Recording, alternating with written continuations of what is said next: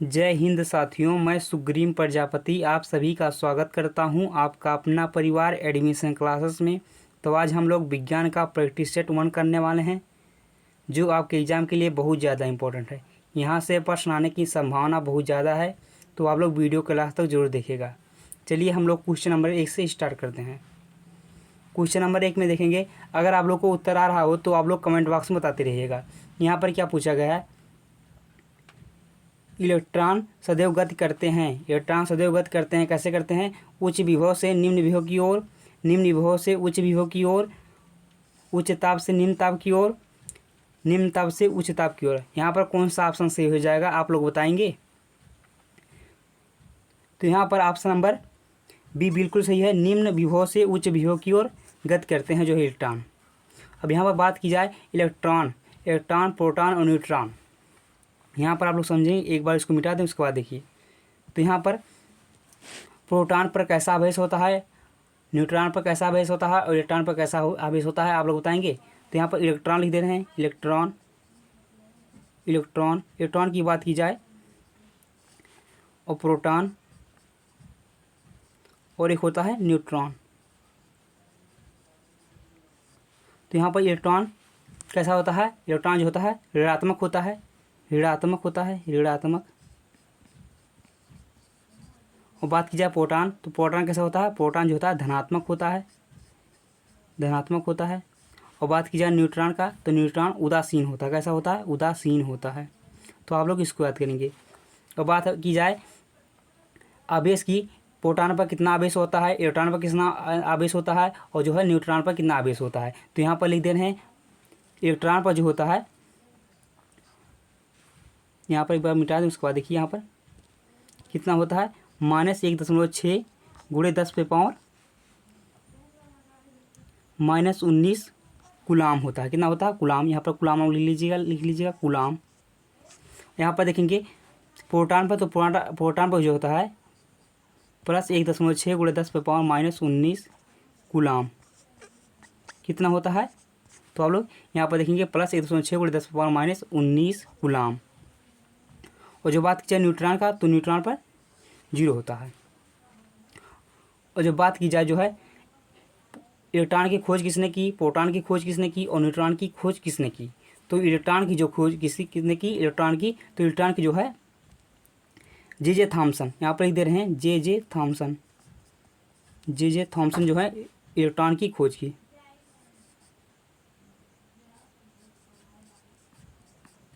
और बात की जाए प्रोटॉन की खोज किसने की, तो प्रोटॉन की जो है आप लोग बताएंगे, आप लोग को पता है कि जो है प्रोटॉन की खोज किसने की,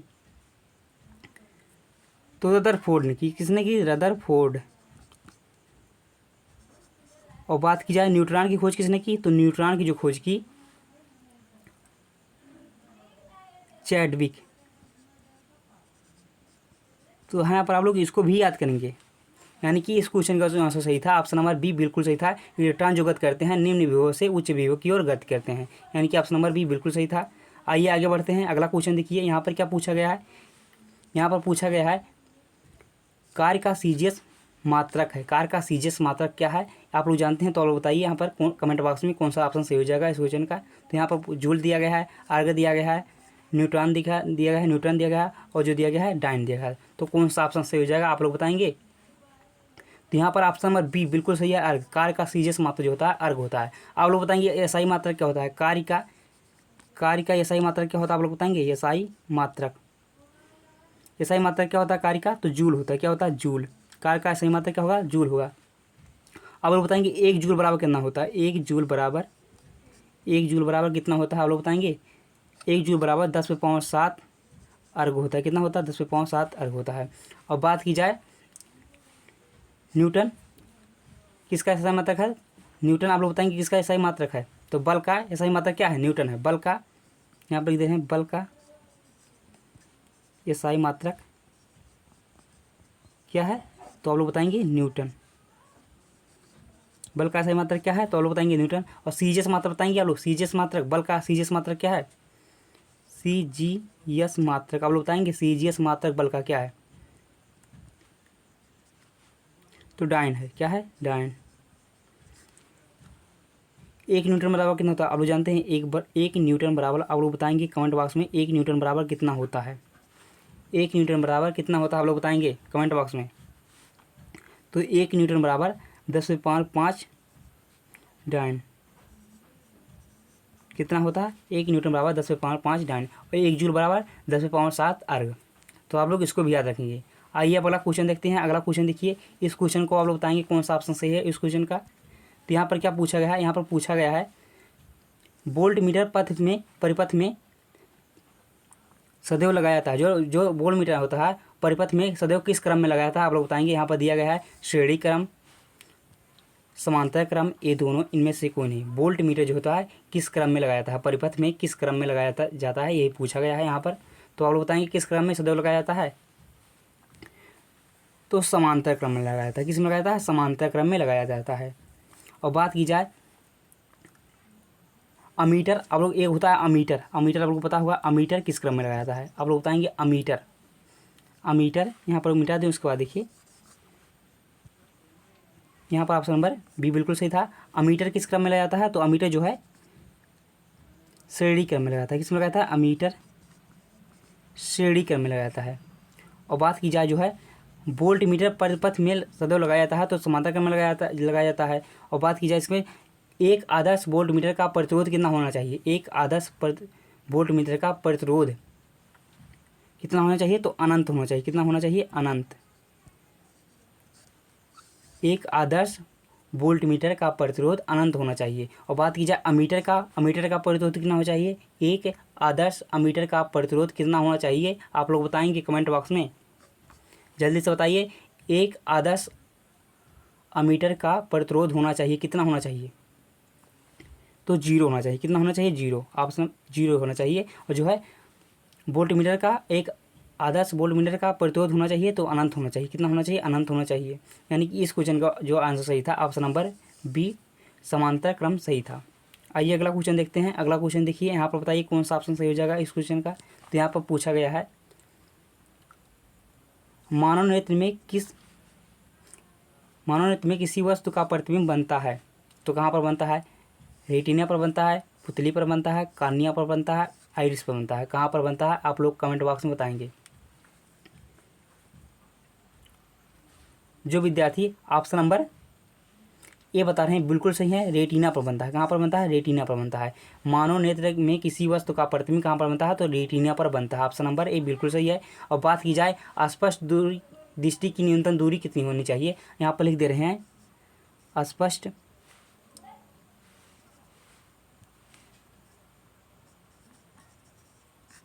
दृष्टि की न्यूनतम दूरी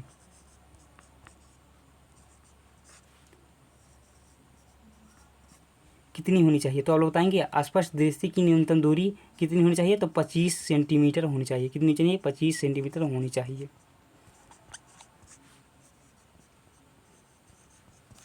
आगे क्वेश्चन देखते हैं। अगला क्वेश्चन देखिए, अब यहाँ पर क्या पूछा गया है, आप लोग को आ रहा हो तो आप लोग कमेंट बॉक्स में बताएंगे इस क्वेश्चन का। जब श्वेत प्रकाश की किरण किसी फ्रिज में से होकर गुजरती है तो किस रंग की किरण का विचलन न्यूनतम होता है, तो आप लोग बताएंगे विचलन न्यूनतम होता है किस रंग का। यहाँ पर ऑप्शन दिया गया है नीला, हरा, लाल, बैगनी। तो किस रंग का होता है आप लोग बताएंगे कमेंट बॉक्स में जल्दी से, किस रंग का होता है। जब श्वेत प्रकाश की किरण किसी फ्रिज में से होकर गुजरती है तो किस रंग की किरण का विचलन न्यूनतम होता है, तो लाल। ऑप्शन नंबर सी बिल्कुल सही है। जो विद्यार्थी लाल बता रहे हैं बिल्कुल सही है, लाल होता है। आप लोग बताएंगे अधिकतम किस में होता है, अधिकतम विचलन अधिकतम किस में होता है, आप लोग बताएंगे अधिकतम किस में होगा, तो बैगनी रंग में सबसे अधिकतम, सबसे अधिक किस में होगा, तो आप लोग बताएंगे बैगनी।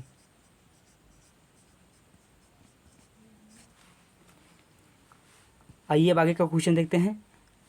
तो यहाँ पर क्या पूछा गया है, केमिस्ट्री से चालू हो गया है। यहाँ पर पूछा गया है मार्स गैस है, तो मार्स गैस कौन सा है आप लोग बताएंगे। यहाँ पर दिया गया है methane, hydrogen, biogas, coal gas. तो आप लोग बताएंगे कौन सा ऑप्शन सही है इस क्वेश्चन का, मार्स गैस है कौन सा है इसमें से, तो मीथेन बिल्कुल सही है। ऑप्शन नंबर ए बिल्कुल सही है। जो विद्यार्थी बता रहे हैं ऑप्शन नंबर ए बिल्कुल सही है, मीथेन है।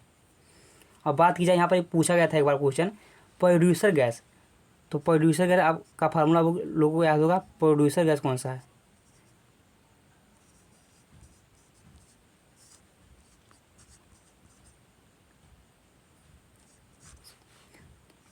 तो CO+N2, कार्बन मोनोऑक्साइड और N2, इसको हम लोग प्रोड्यूसर गैस भी कहते हैं।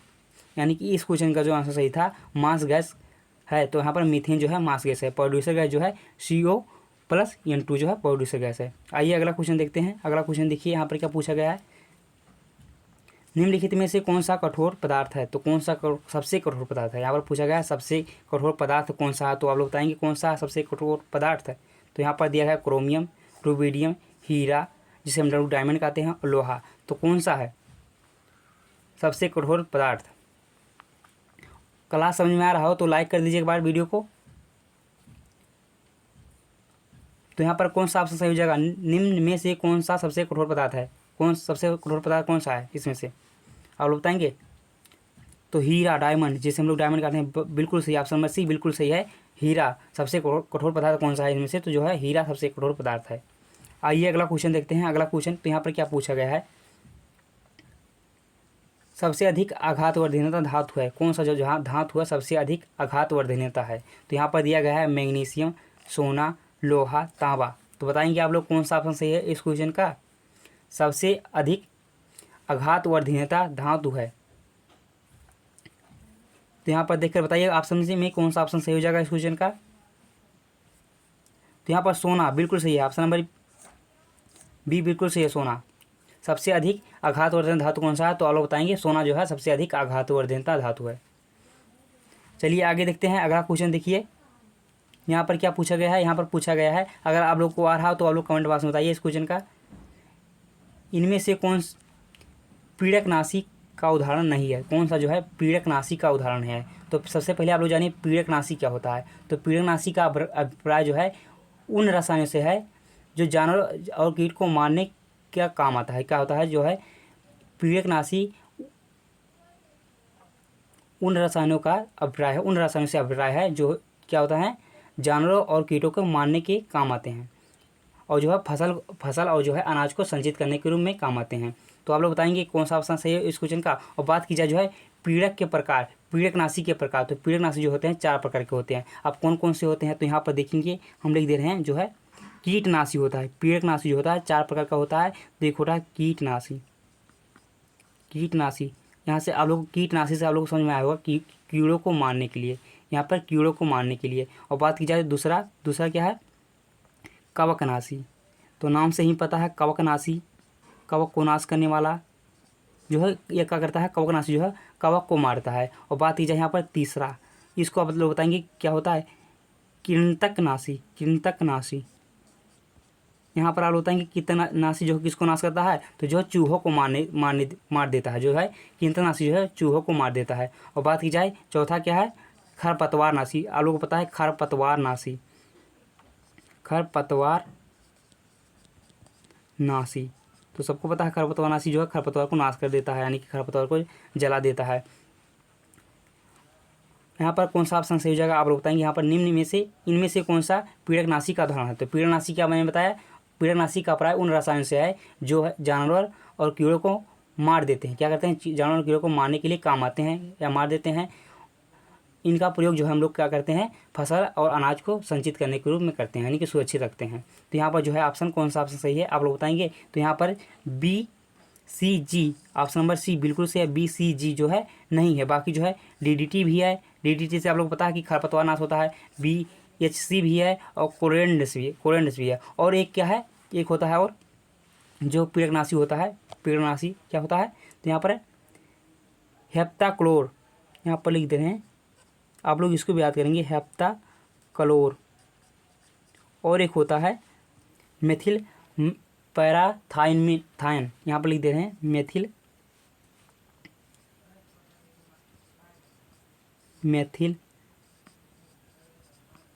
पैराथाइन,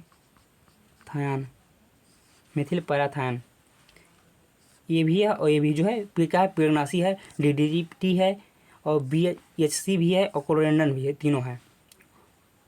चलिए आगे देखते हैं। आगे का क्वेश्चन देखिए, यहाँ पर क्या पूछा गया है। यहाँ पर पूछा गया है इनमें से कौन सा धातु का गुण नहीं है, कौन सा जो है धातुओं का गुण नहीं है। तो कौन सा जो है धातुओं का गुण नहीं है, या आप लोग आसानी से बता सकते हैं कौन सा जो है धातुओं का गुण नहीं है। सुचालकता है, हाँ है।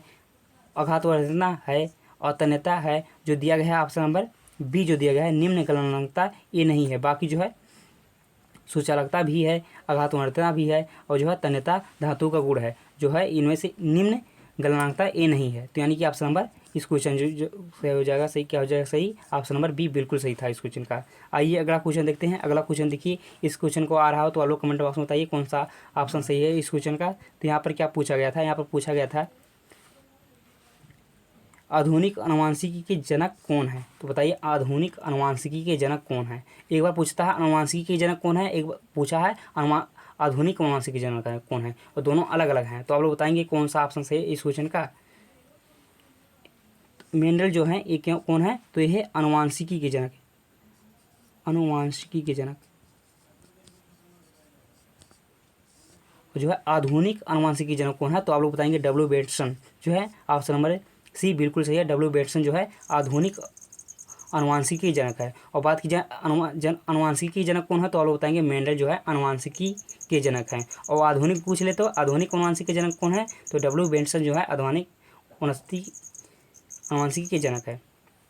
तो यहाँ पर बात की जाए थियोपेटस, थियोपेटस कौन है, तो वनस्पति विज्ञान के जनक है, वनस्पति विज्ञान के जनक। यहाँ पर लिख दे रहे हैं कौन है थियोपेटस, तो वनस्पति विज्ञान के जनक कौन है, तो आप लोग बताएंगे थियोपेटस।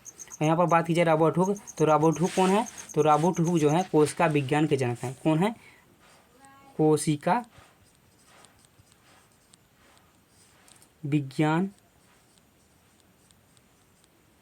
के जनक कौन है, कोशिका विज्ञान के जनक हैं।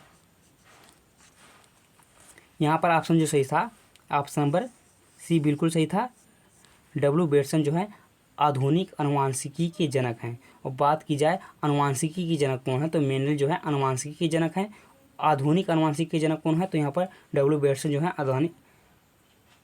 आधुनिक आनुवंशिकी के जनक है। और बात की जाए थियोपेटस कौन है, तो थियोपेटस वनस्पति विज्ञान के जनक हैं। और यहाँ पर रॉबर्ट हुक जो है कोशिका विज्ञान के जनक हैं।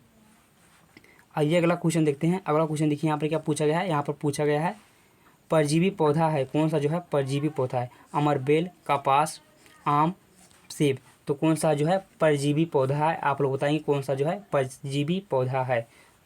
तो यहाँ पर जो है अमरबेल बिल्कुल सही, अमरबेल जो है परजीवी पौधा है। आप लोग ऑप्शन में आसानी से देख सकते थे, कपास नहीं है, आम भी नहीं है, सेब भी नहीं है। बाकी जो अमरबेल है ये क्या है, एक परजीवी पौधा है।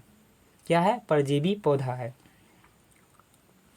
आइए तब आगे बढ़ते हैं हम लोग। आगे देखिए अगला क्वेश्चन क्या पूछा गया है। तो यहाँ पर पूछा है केंद्रक की खोज किसने की। तो आप लोग बताएंगे केंद्रक की खोज किसने की। ऑप्शन दिया गया है रॉबर्ट हुक, रॉबर्ट ब्राउन, शीबैंड और कैमिलो गाल्जी। तो कौन सा ऑप्शन सही है इस क्वेश्चन का, आप लोग बताएंगे कमेंट बॉक्स बताइए कौन सा ऑप्शन सही है इस क्वेश्चन का। तो यहाँ पर ऑप्शन नंबर बी बिल्कुल सही है। रॉबर्ट ब्राउन जो है केंद्रक की खोज की। केंद्रक की खोज किसने की, तो रॉबर्ट ब्राउन ने केंद्रक की खोज की। और बात की जाए रॉबर्ट हुक, तो रॉबर्ट हुक जो है कोशिका की खोज की। किसकी, कोशिका की खोज की। कब की, तो 1665 ईस्वी में। आप लोग इसका ईस्वी भी याद रखेंगे, 1665 ईस्वी में जो है रॉबर्ट हुक ने कोशिका की खोज की। और बात कीजिए रॉबर्ट ब्राउन ने कब की केंद्रक की खोज, तो 1831 में। कब, 1831 ईस्वी में रॉबर्ट ब्राउन ने केंद्रक की खोज की।